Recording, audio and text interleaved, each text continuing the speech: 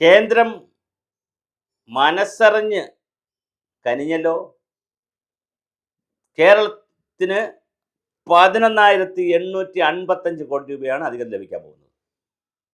AIIMS കിട്ടിയില്ല, railway കിട്ടിയില്ല എന്ന് പറയുന്ന സമയത്ത് തന്നെ ധനകാര്യ കമ്മീഷന്റെ ശുപാർശയിൽ കേരളം കോളടിച്ചിരിക്കുകയാണ്.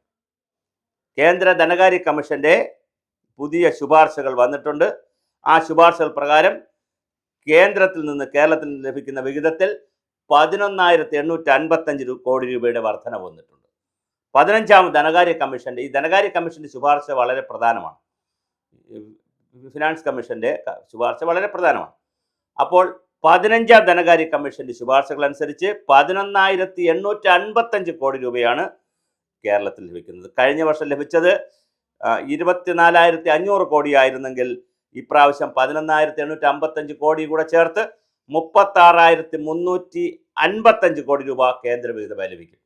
അപ്പോൾ ഇവിടെ പ്രഖ്യാപിച്ചിട്ടുള്ള ഈ പെൻഷനുകളും എല്ലാം നന്നായി കേരളത്തിന് കൊടുക്കാൻ കേന്ദ്രം സഹായിച്ചിട്ടുണ്ട്. പക്ഷേ ഇത് ഈ പറഞ്ഞതുപോലെ കേന്ദ്രത്തിൻ്റെ വിഹിതം വളരെ കൃത്യമായി കൊടുക്കുന്നു. കേന്ദ്രം ദീർഘനാളായി കേരളത്തെ പറ്റിക്കുന്നു, വഞ്ചിക്കുന്നു, അല്ലെങ്കിൽ കേരളത്തിനെ രാഷ്ട്രീയമായി ഞെരുക്കുന്നു. BJP RSSും കൂടി കമ്മ്യൂണിസ്റ്റ് ഗവൺമെൻറ്റിനെ ഞെരുക്കുന്നു, കൊല്ലുന്നു എന്നൊക്കെ തോമസ് ഐസക്കും KN ബാലഗോപാലും മുഖ്യമന്ത്രി പറയുന്നത് ഇനി അവരുടെ വാ അടപ്പിച്ചുകൊണ്ടാണ്. ഇനി എന്താണ് പറയാൻ കഴിയുക? കേന്ദ്ര ധനകാര്യ കമ്മീഷൻ മൊത്തം വരുമാനത്തിൻ്റെ 2.382% കേരളത്തിന് നൽകാനാണ് ധനകാര്യ കമ്മീഷന്റെ ശുപാർശ. അതായത് 24,500 കിട്ടിയിരുന്ന സ്ഥാനത്ത് 36,355 രൂപ, 11,855 കോടി രൂപയുടെ വലിയ വർധനവ് കേരളത്തിന് കിട്ടുന്നുണ്ട്. ഇത് കൂടുതൽ ലഭിക്കുമെന്ന് തന്നെയായിരുന്നു കേരളം പ്രതീക്ഷിച്ചിരുന്നത്. പക്ഷേ എന്തായാലും ഇതിനിടയിൽ കേരളം ആവശ്യപ്പെട്ടിട്ടൊന്നുമില്ലായിരുന്നു. അതാണ് വേറെ തമാശ. കേരളം ആവശ്യപ്പെട്ടിട്ടില്ലായിരുന്നു.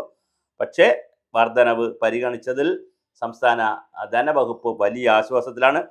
കേന്ദ്ര ബഡ്ജറ്റിൽ എന്തുണ്ട് അല്ലെങ്കിൽ എന്ത് കിട്ടും എന്നുള്ളതിനേക്കാൾ സംസ്ഥാനത്തിന് ഈ മുഴുവൻ ആകാംക്ഷയും ഇതിലായിരുന്നു. കാരണം ഈ പണം കിട്ടിയാൽ മാത്രമേ കേരളത്തിന് ആശാ വർക്കേഴ്സിനും അംഗനവാടിക്കാർക്കും ഒരുപാട് ആളുകൾക്ക് പണം കൊടുക്കാനുള്ള കേരളത്തിലെ ബഡ്ജറ്റിൽ പ്രഖ്യാപിച്ചല്ലോ. അതിന് കേന്ദ്രത്തിൻ്റെ കൈ അയച്ചുള്ള ധനസഹായം ആവശ്യമുണ്ട്. എന്തായാലും കേന്ദ്രം അത് നന്നായി കൊടുത്തിട്ടുണ്ട്.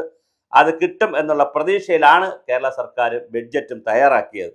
എന്തായാലും കേന്ദ്ര സംസ്ഥാനങ്ങളെ പങ്കുവയ്ക്കുന്ന മൊത്തത്തിൽ നികുതി വിമാനം 41%. അതിൽ നിന്ന് 50% ഉയർത്തണം എന്ന കേരളം അടക്കമുള്ള സംസ്ഥാനങ്ങളുടെ ആവശ്യം ധനകാര്യ കമ്മീഷൻ തള്ളിയതിനെ കഴിഞ്ഞ ദിവസമാണ് മുഖ്യമന്ത്രി പിണറായി വിജയൻ വിമർശിച്ചത്. എന്തായാലും കേന്ദ്ര വിഹിതം കൂട്ടി നൽകിയതിനുള്ളത് വലിയ രാഷ്ട്രീയ ചർച്ചയാവാൻ സാധ്യതയുണ്ട്. കേരളത്തിൻ്റെ വിഹിതം രാഷ്ട്രീയത്തിൻ്റെ എല്ലായിടത്തും അപ്പോൾ GST എന്ന് പറയുന്ന സംവിധാനം ഇപ്പോൾ എങ്ങനെ ഇരിക്കുന്നു എന്ന് തോമസ് ഐസക്കും ബാലഗോപാലും ഒക്കെ പറയേണ്ടതാണ്. എന്തായാലും നിർമ്മല സീതാരാമൻ തമിഴ്നാട്ടുകാരിയാണ്. അവർ കേരളത്തോട് ഈ കാര്യത്തിൽ കാരുണ്യം കാണിച്ചിരിക്കുന്നു. 11,855 കോടി രൂപ, ചെറിയ പൈസയല്ല, അത്രയും കോടി രൂപ കേരളത്തിന് ലഭിച്ചിരിക്കുകയാണ്. അതുകൊണ്ട് വളരെ വലിയ ഒരു നേട്ടമാണ് കേരളത്തിനുണ്ടാവുന്നത്. കേരളത്തിലെ ഇപ്പോൾ കഴിഞ്ഞ ബഡ്ജറ്റിൽ കേരള സർക്കാർ പ്രഖ്യാപിച്ച ഒരുവിധപ്പെട്ട കാര്യങ്ങളെല്ലാം കൊടുക്കാൻ പറ്റും. അതുകൊണ്ട് തന്നെ കൂടുതൽ അധിക ധനസഹായം കേന്ദ്രത്തിൽ നിന്ന് കിട്ടിയിട്ടുമുണ്ട്. ഇതൊരു നല്ല സൂചനയാണ്. പക്ഷേ BJP ഗവൺമെൻറ് ആണെങ്കിലും ഇവിടെ കമ്മ്യൂണിസ്റ്റ് ഗവൺമെൻറ്റാണ്, അവിടെ BJP ഗവൺമെൻറ് ആണെങ്കിലും അതൊന്നും പരിഗണിക്കാതെ 11,855 കോടി രൂപ പിന്നെ 11,855 കോടി രൂപ കേരളത്തിൽ കൊടുത്തിട്ടുണ്ട്. അത് വളരെ വലിയ ഒരു തുകയാണ്, ചെറിയ തുകയല്ല. അപ്പോഴും 50% ആയിട്ടില്ല. ഈ 11,855 കോടി കിട്ടുമ്പോഴും 50% ആയിട്ടില്ല. പക്ഷേ 41% നിന്ന് കൂടിയിട്ടുണ്ട്.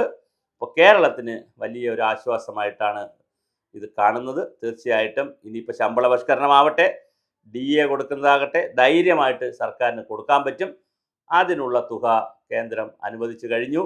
അതുകൊണ്ട് തന്നെ ഈ അധികം വരുന്ന തുക എടുത്തുകൊണ്ട് ശമ്പള പരിഷ്കരണവും DA എല്ലാം കൊടുക്കാനുള്ള തുക കേന്ദ്രം കേരളത്തിന് അനുവദിച്ചു എന്ന് വേണമെങ്കിൽ നമുക്ക് സാങ്കേതികമായി പറയാം. അങ്ങനെ ഡയറക്റ്റായിട്ട് കൊടുക്കണമെന്നുള്ള പറഞ്ഞില്ലെങ്കിൽ പോലും ഇനി ഈ ക്ഷേമ പെൻഷനുകൾ ഇപ്പോൾ, അതുപോലെ തന്നെ അംഗനവാടി, ആശാ വർക്കേഴ്സ്, അതുപോലെ സ്കൂൾ തൊഴിലാളികൾ, പ്രയാസാക്ഷരത എല്ലാവർക്കും 1000 രൂപ കൂട്ടിയല്ലോ, അത് കൊടുക്കാനും DA കൊടുക്കാനും ശമ്പള പരിഷ്കരണത്തിന് തുക കൊടുക്കാനുമൊക്കെ ഉള്ള പണം ആയിക്കഴിഞ്ഞു. അതുകൊണ്ട് ധൈര്യമായിട്ട് കേരള സർക്കാരിന് ഇനി മുന്നോട്ട് കാര്യങ്ങൾ നയിക്കാൻ പറ്റും.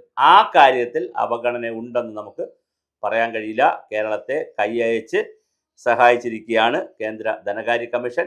അപ്പോൾ ധനകാര്യ കമ്മീഷൻ്റെ ശുപാർശ അനുസരിച്ചാണ് എവർക്ക് പൈസ കിട്ടുന്നതും പഞ്ചായത്ത് രാജ് സ്ഥാപനങ്ങൾക്ക് അതിൻ്റെ പെർസെൻറ്റേജും ഒക്കെ കിട്ടുന്നത്. പഞ്ചായത്ത് രാജ് സ്ഥാപനങ്ങൾക്ക് ഓരോ വിഷയങ്ങളുടെ അടിസ്ഥാനത്തിൽ, നേരത്തെ ആണെങ്കിൽ ജലസുരക്ഷ, അതുപോലെ തന്നെ മാലിന്യ സംസ്കരണം, അതിനൊക്കെ വലിയ പണമായിട്ട് മാറ്റിവെക്കുന്നത്. ഇപ്രാവശ്യവും അത്തരം വിഷയങ്ങളിൽ ധനകാര്യ കമ്മീഷൻ്റെ ശുപാർശ ഉണ്ടാവും. അപ്പോൾ 15ാം ധനകാര്യ കമ്മീഷൻ വലിയ ശുപാർശയാണ് നൽകിയിരിക്കുന്നത്. ആ ശുപാർശ കേന്ദ്ര ഗവൺമെൻറ് മാൻഡേറ്റായിട്ട് എടുത്തേ കഴിയുള്ളൂ. ഗവൺമെൻറ്റിൽ നിന്ന് ഒഴിവാകാൻ കഴിയത്തില്ല. ധനകാര്യ കമ്മീഷൻ്റെ ശുപാർശയാണ്, അതൊരു ഇൻഡിപെൻഡൻറ്റ് ബോഡി പോലെയാണ്. അപ്പോൾ അതിൻ്റെ ശുപാർശകൾ എടുത്തേ കഴിയുള്ളൂ. അപ്പോൾ അത് വലിയ ശുപാർശയാണ് കേരള സർക്കാരിന് അനുകൂലമായി, അല്ലെങ്കിൽ കേരളത്തിന് അനുകൂലമായി കൊടുത്തിരിക്കുന്നത്. അത് കേന്ദ്ര സർക്കാർ നിർബന്ധം പാലിക്കേണ്ടി വരും. അങ്ങനെ പാലിക്കുമ്പോൾ തീർച്ചയായിട്ടും നമുക്ക് ഈ വലിയ അധിക തുക ലഭിക്കുന്ന ഒരു രീതിയാണ് കണ്ടുവരുന്നത്. തീർച്ചയായിട്ടും ഇത്രയും വലിയ തുക കൂടുതൽ ലഭിക്കുമ്പോൾ 11,855 കോടി രൂപ എന്ന് പറഞ്ഞാൽ ചെറിയ തുകയല്ല. അത്രയും ലഭിക്കുമ്പോൾ കേരളത്തിൻ്റെ ഈ പറയുന്ന ആവശ്യങ്ങളൊക്കെ നിവർത്തിക്കുവാനുള്ള തുക കേന്ദ്രം അനുവദിച്ചു കഴിഞ്ഞു.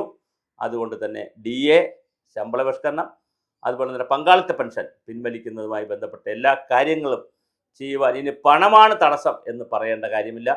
പണം വന്നു കഴിഞ്ഞു. ഇനി അല്ലെങ്കിൽ തത്വത്തിൽ അനുവദിച്ചു കഴിഞ്ഞു. ഇനി അത് കിട്ടിയാൽ മാത്രം മതി. ധനകാര്യ കമ്മീഷൻ്റെ ശുപാർശ വന്നു കഴിഞ്ഞു. അതുകൊണ്ട് തന്നെ ഇനി എന്താണ് സംഭവിക്കുക എന്ന് നമുക്കറിയത്തില്ല.